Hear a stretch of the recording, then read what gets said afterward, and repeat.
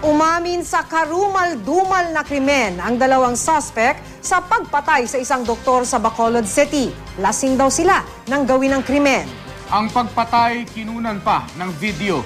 Sa mga magulang po, pakigabayan po ang inyong mga anak sa sensitibong balitang ito. Makibalita tayo kay Stephanie Azucena ng GMA Bacolod.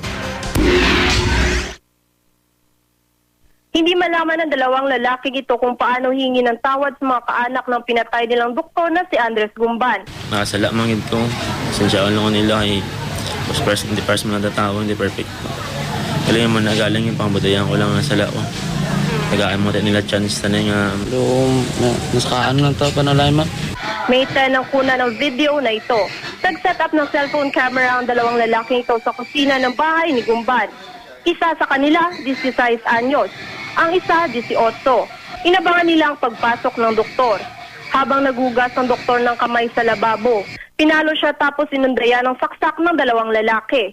Sinadya namin putulin ang malaking bahagi ng video dahil lubay itong nakababahala. Brutal ang pagpatay sa biktima. Nadiskubre ang mahigit 5 minutong video sa cellphone ng 16 anyos sa suspect. 5 araw matapos ang krimen. Naaresto sila ilang oras lang matapos nilang patayin ang biktima. Itinuro sila ng ilang kapitbahay ni Dr. Gumban. Inamin ng dalawa na silang may kuha sa video at silang pumatay sa doktor.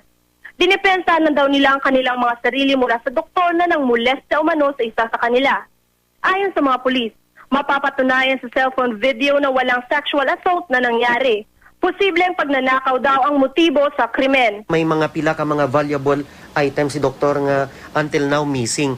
Atong 15,000 pesos nga cash nasulod ato sa envelope until now hindi makita.